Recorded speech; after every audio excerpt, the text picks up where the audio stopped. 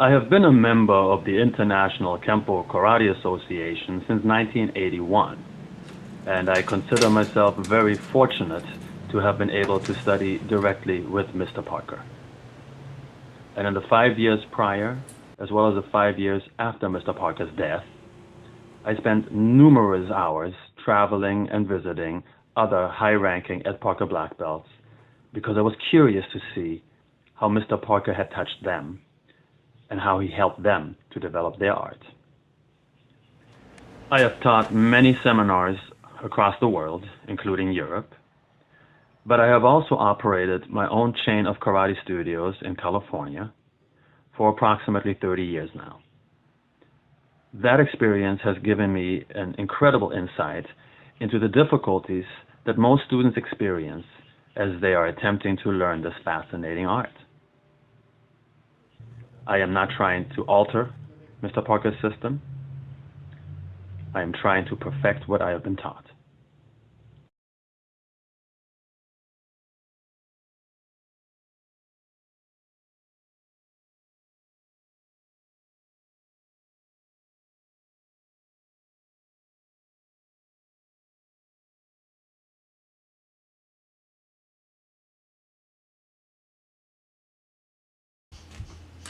Hello everybody, my name is Sascha Williams and we're going to be talking today about point of origin. There's a lot of questions people have on it, like what is it? When do I use it? Is it really important? How does it compare, and how important is it? Do I use it all the time?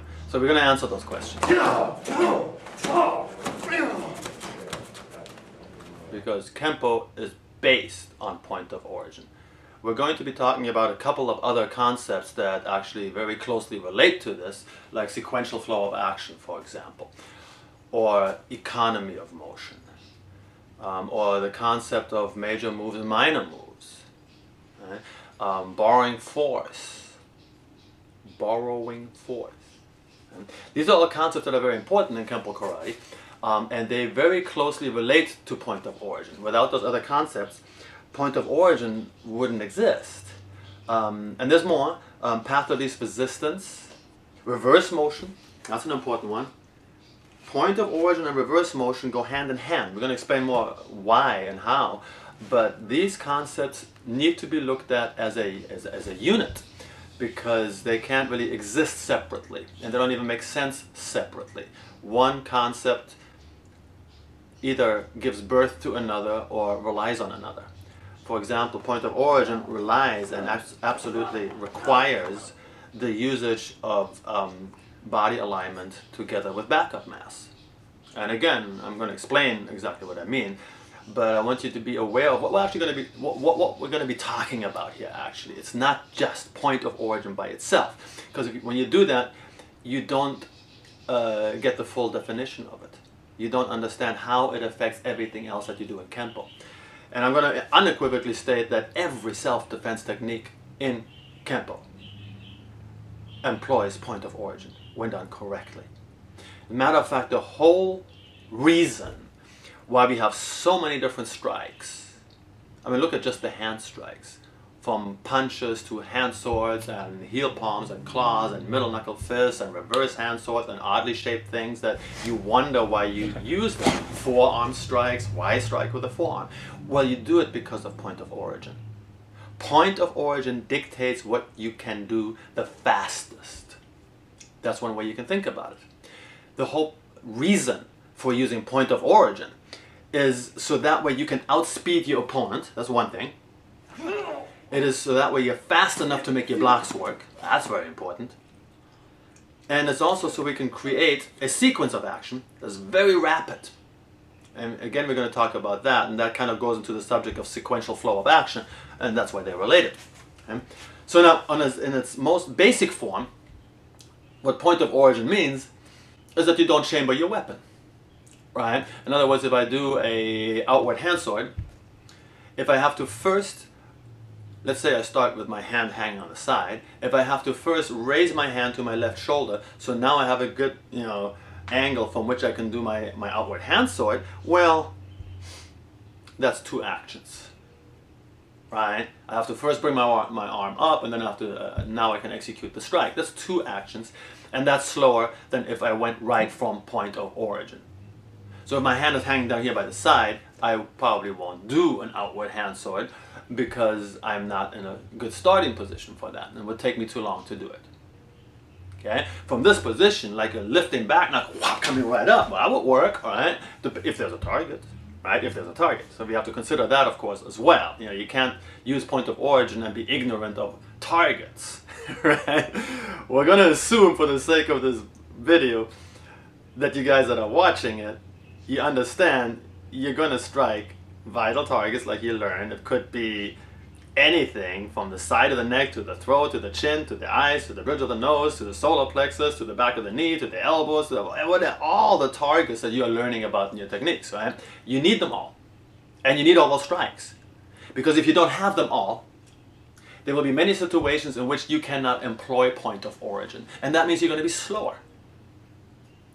See, Kenpo has concepts built in that make you faster than what you otherwise would be, and make you more accurate than what you otherwise would be, and provide you with more force in the delivery than what you otherwise would have. If you don't use backup mass and proper body alignment in order to facilitate that, you won't have as much force in your strike. Right? So we're going to talk about these things more as we go on, so I hope it's going to make sense as it kind of unfolds here. Right?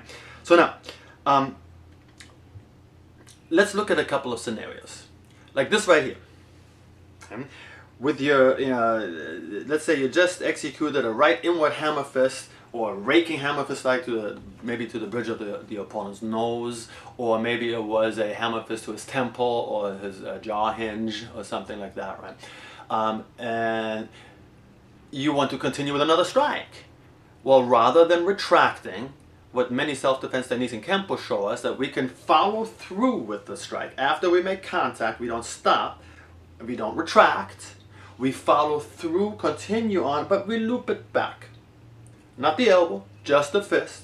So that way my hand ends up almost immediately. My hand, upon completion of my strike, my hand ends up almost immediately by my left shoulder, which is a really good point of origin for a hammer fist to the groin. Particularly if I do a stance change that's going to complement that even more.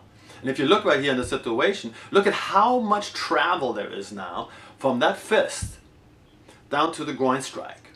Right? That's a lot of distance, and it gives you the opportunity to develop an incredible amount of speed over that distance. See, that's kind of the conflict in point of origin. Distance versus power. The whole point of using point of origin is that you strike something that's closer, that's not so far away. Or I should say it the other way around, that you strike with something that is closer to the target. You strike with your hand that's close to the target instead of striking with the other hand that's further away from the target. Does that make sense? Right? So the whole point of it is to shorten travel. That's what point of origin does for us. Problem is that when you shorten the travel, you lose power. Right? That's why you need to use things such as alignment, body momentum, and also borrowing force and sandwiching. We're going to talk about that a little bit more. And sandwiching basically means that you hit from both sides. You have a backstop behind the target, like, behind his head, and now you can elbow him more forcefully in the bridge of the nose, for example. It's called the backstop. Bam, right? Okay, so now look at this example right here. This one is a very obvious one. Almost everybody understands that if your hand is on the side like this, you can now very easily execute a horizontal punch, or maybe a palm strike, or maybe an upward elbow, or maybe an inward elbow. There's a couple of different strikes you can execute from here, right? Other strikes, if you execute them from this point of origin, or from this position, will actually have to give up the concept of point of origin to be used. In other words, if I want to do a back knuckle to the front, I can't employ point of origin if I start here. I literally have to now do two things. Just like beginning students do, you chamber the arm, right? You point the elbow at the target, you put your fist up in front of the opposite shoulder, and now you can, bam, now you can execute your back knuckle, right? But again, that's two actions, right? So that is not using point of origin. So when you're in a horse stance, when you are positioning a student in a horse stance, the only strikes that are actually going to be point of origin strikes are a few, like the punch, like the palm, like the elbows, right? You can probably do a flapping elbow from here, maybe, I don't know. But these are a couple of examples of point of origin. Here's one more, and that is a very common one, and it's characteristic of this art, right? You have your elbow to your opponent's chin, and from this position, your hand being right by your right ear in this case, is perfectly poised to now execute a downward heel palm claw to your opponent's nose, right? Bridge of nose or so, right? And it allows you to even use torque and gravitational marriage, body motion. We'll explain that more later. It allows you to use those things in order to enhance the power of your strike. Right? So those are just common examples that most people, many people in Kenpo are aware of. Right? Now, let's talk about blocking, because point of origin